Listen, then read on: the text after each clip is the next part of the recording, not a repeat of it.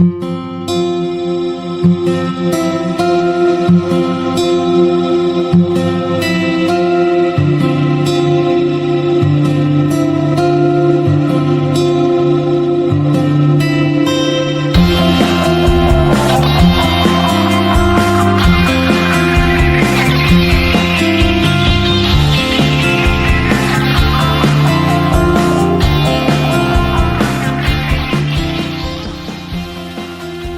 kehidupan bermasyarakat, negara dan warga negara memiliki peran yang sangat penting. Melalui video ini, kita akan menjelajahi urgensi pembahasan topik negara dan warga negara, serta memahami konsep dan pengertian dari negara. Apa sih negara itu? Negara adalah entitas politik yang memiliki wilayah, pemerintahan, dan juga rakyat. Pembahasan mengenai negara dan warga negara menjadi penting karena mereka berkaitan dalam bentuk suatu sistem yang mengatur kehidupan bersama. Negara sebagai lembaga memiliki tanggung jawab untuk melindungi hak-hak warga negaranya, serta menciptakan kondisi yang aman dan sejahtera bagi penduduknya. Negara merupakan suatu entitas politik yang terdiri dari wilayah tertentu, pemerintahan yang sah, dan rakyat yang mendiaminya. Negara memiliki kedaulatan untuk mengatur urusan dalam wilayahnya sesuai dengan hukum yang berlaku. Dalam konteks global, negara juga berperan sebagai subjek hukum internasional yang dapat menjalin hubungan dengan negara lain. Dengan memahami konsep negara dan warga negara, kita dapat lebih memahami struktur kekuasaan, kewajiban, hak, serta tanggung jawab masing-masing pihak dalam sebuah masyarakat yang terorganisir. Melalui diskusi dan pemahaman yang mendalam tentang topik ini, diharapkan masyarakat dapat lebih sadar akan peran dan tanggung jawabnya dalam membangun negara yang adil, makmur, dan berdaulat. Yang berikutnya yaitu mengenai unsur-unsur negara. Suatu entitas politik untuk dapat disebut sebagai negara harus memenuhi setidaknya 3 unsur mutlak atau disebut dengan unsur konstitutif. Unsur-unsur tersebut yang pertama yaitu adanya penduduk atau rakyat. Yang dimaksud dengan rakyat adalah sekumpulan manusia yang hidup bersama dan menghimpun menjadi masyarakat. Mereka mungkin berbeda suku, agama, ras, atau adat istiadat, namun mereka hidup terorganisir dengan baik. Unsur yang kedua yaitu adanya wilayah. Wilayah yaitu batas wilayah di mana kekuasaan negara itu berlaku, termasuk kekayaan alam yang merupakan ruang hidup bagi suatu negara.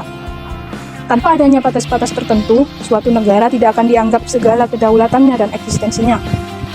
Kemudian unsur ketiga, yaitu harus ada pemerintah yang berdaulat. Artinya, mampu mempertahankan eksistensi negara, baik dari serangan dan dominasi asing atau negara lain, serta mampu menjamin ketertiban dan keamanan dalam negeri. Kemudian, unsur lainnya, selain dari 3 unsur tadi, yaitu unsur deklaratif atau pengakuan dari negara lain. Walaupun tidak secara mutlak diperlukan sebagai syarat berdirinya suatu negara, namun sama pentingnya untuk dipenuhi, karena unsur tersebut yang merupakan suatu syarat suatu negara itu dapat mengadakan hubungan dengan negara lain.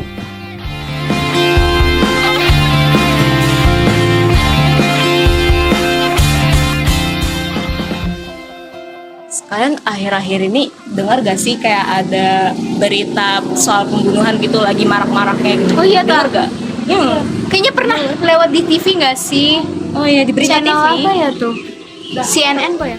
Iya, inget nggak yang kasus ayah yang bunuh anaknya itu? Aku tahu, ih gila, tega banget nggak sih? Oh aduh, serem banget.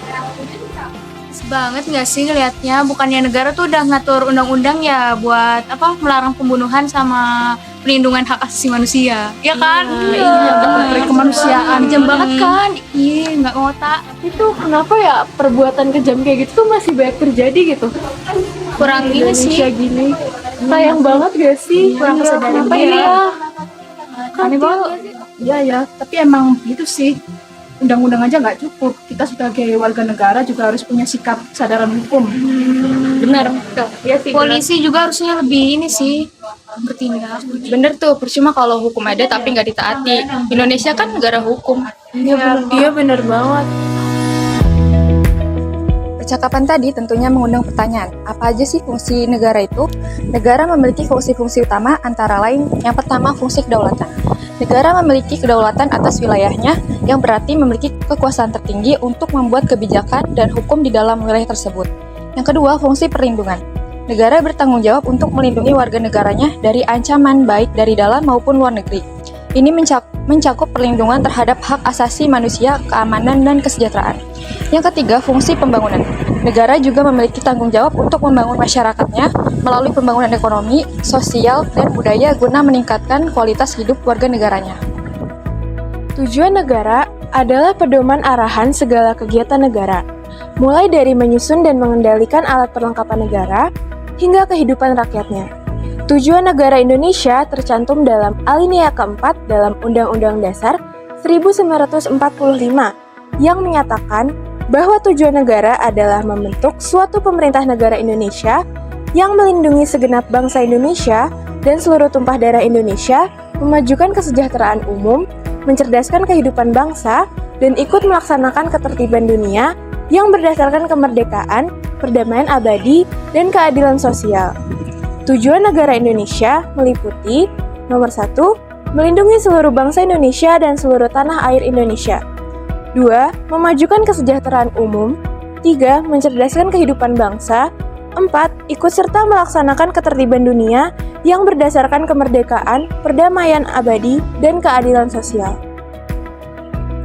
Untuk mencapai tujuan negara, warga negara dan pemerintah harus bekerja sama. Warga negara harus memperhatikan hukum dan norma budaya dan sosial negara, sementara pemerintah harus memperkuat hukum dan melindungi hak-hak warga negara.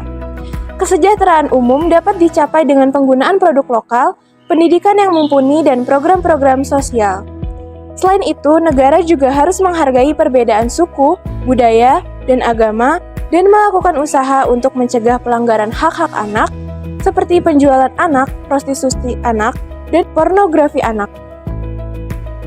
Kenapa sih sangat penting? Yang pertama, karena penguatan identitas dan kepedulian warga negara, yaitu dengan memahami konsep negara dan warga negara, individu akan lebih memiliki rasa terhadap negaranya dan peduli terhadap nasib bangsanya. Yang kedua, peningkatan partisipasi politik.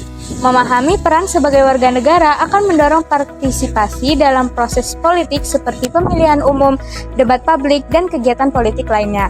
Yang ketiga, pengertian penegak hukum dan keadilan, yaitu konsep negara dan warga negara menjadi dasar dalam pembentukan hukum dan keadilan dalam masyarakat. Yang keempat, yaitu membangun demokratis, yaitu pembahasan mengenai negara dan warga negara sangat penting dalam konteks pembangunan demokrasi, di mana partisipasi aktif warga negara menjadi kunci menjaga sistem demokrasi. Nah, pembahasan mengenai negara dan warga negara itu memiliki urgensi yang sangat besar dalam membangun masyarakat yang adil, demokratis, dan berkualitas. Melalui pemahaman yang baik tentang konsep ini, diharapkan masyarakat dapat lebih aktif dalam menjaga dan membangun negaranya serta meningkatkan kualitas hidup bersama.